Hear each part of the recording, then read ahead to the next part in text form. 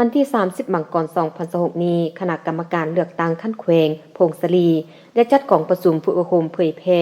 และเสื่อมซึมเอกสารเรียกงานเลือกตั้งให้พนักงานนักเลงคันเมืองเพื่อกะเกียมและดำเนินการเลือกตั้งสมาชิกสภาแห่งชาติสุดที่ 10 และสมาชิกสภาประชุมแขวงสุดที่ 5 อยู่ที่สมุทรสาครเมืองบุญเหนือโดยการเป็นประธานของทานธนุคำปิจวงศ์กรรมการประจำพรรคแขวงหัวหน้าคณะจัดตั้งแขวงคณะกรรมการเลือกตั้งขั้นแขวงมีทานสมภาพดาราจักรกรรมการประจำพรรคแขวงเลขาคณะบริหารงานพรรคเมืองประธานคณะกรรมการเลือกตั้งคันเมืองมีบรรดาคณะประจำพรรคเมืองกรรมการพรรคเมืองคณะกรรมการเลือกตั้งขั้นแขวงคันเมืองพร้อมด้วยพนักงานลักแรงของเมืองและภาคส่วนที่เกี่ยวข้องเข้าร่วมในกองประชุมทานธนุคำปิจวงศ์คณะกรรมการเลือกตั้งขั้นแขวงได้มีคำเห็นกล่าวเปิดกองประชุมอย่างเป็นทางการพร้อมทางใดเสื่อมซึมมติของกรมการเมืองศูนย์กลางภาคฉบับเลขที่26ทับกมสพลงวันที่12กันยายน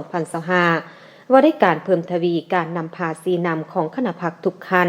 ต่อการเลือกตั้งสมาชิกสภาแห่งชาติสุดที่10และสภาประชาชนแขวงสุดที่5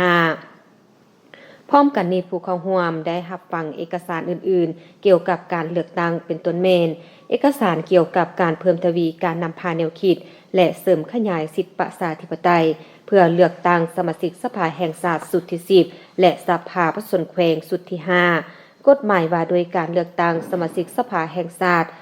สภาประชาชนแขวงแผนดำเนินงานของคณะกรรมการเลือกตั้งขั้นแขวงแผนดำเนินงานของคณะกรรมการเลือกตั้งคันเมืองรับฟังการรายงานเกี่ยวกับการกะเกียมและดำเนินการเลือกตั้งคันเมืองข้อสะดวกข้อยุ่งยากโดยเฉพาะการจัดตั้งพันขยายบรรดานิติกรรมของคณะกรรมการเลือกตั้งคันแขวงวางออกและอื่นๆโอกาสนิทานสมภาพดาราจักรประธานคณะกรรมการเลือกตั้งคันเมืองได้รายงานเกี่ยวกับการจัดตั้งปฏิบัติแผนดำเนินงานของคณะกรรมการเลือกตั้งคันเมืองซึ่งทั่วเมืองบุญเหนือมีพลเมืองทั้งหมดจำนวน 29,465 คนหญิง 14,440 คนพลเมืองผู้มีสิทธิเลือกตั้งจำนวน 18,304 คนหญิง 9,266 คนในนี้ผู้มีสิทธิเลือกตั้งอยู่เมืองของตนจำนวน 16,908 คนหญิง 8,568 คนผู้มีสิทธิเลือกตั้งอยู่ท้องถิ่นอื่นจำนวน 1,186 คนหญิง591 คนผู้มีสิทธิเลือกตั้งไปศึกษาหำเรียนอยู่ต่างประเทศจำนวน173คนหญิง92คนผู้มีสิทธิเลือกตั้งมาจากท้องถิ่นอื่นจำนวน37คนหญิง15คนและรวมผู้มีสิทธิเลือกตั้งตัวจริงอยู่เมืองของตนทั้งหมดจำนวน 16,945 คนหญิง 8,583 คน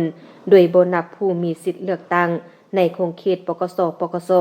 ซึ่งผู้มีสิทธิเลือกตั้งใน2กำลังรวมทั้งหมดจำนวน 1,928 คนหญิง397 คนได้กะเกียมสถานที่หน่วยปอนบัตรจำนวน15จุดในนี้อยู่ขอบเขตเทศบาลจำนวน5จุดและอยู่ขอบเขตบรรดาบ้านจำนวน10จุดกองประชุมได้เปิดกว้างให้ผู้เข้าร่วมประกอบความคิดความเห็นแลกเปลี่ยนซึ่งกันและกันอย่างกงไปกงมาเพื่อสร้างความรับรู้และความเข้าใจชัดแจ้งและเป็นเอกภาพกันต่อกับเวียกงานการเลือกตั้งครั้งนี้พร้อมทั้งให้พนักงานหลักแรงได้นำเอาเอกสารที่ได้รับการเผยแพร่เสื่อมซึมไปจัดตั้งพันขยายให้ปรากฏผลเป็นจริงสอดคล้องกับจุดพิเศษของแต่ละภาคส่วนเพื่อบรรลุขาดหมาย400ส่วน100คือผู้นำพา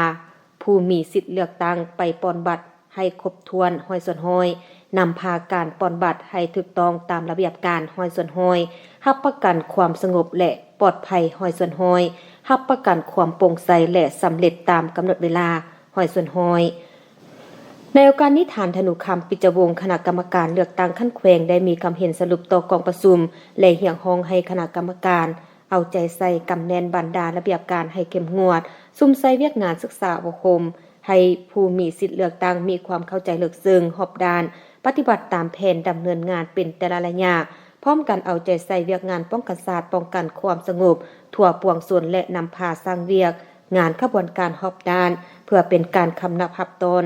บันเลือกตั้งสมาชิกสภาแห่งชาติสุดที่10และสมาชิกสภาประชาชนคันแขวงสุดที่5ให้มีขบวนการกดฟื้นและบรรลุตามขาดหมายที่วางไว้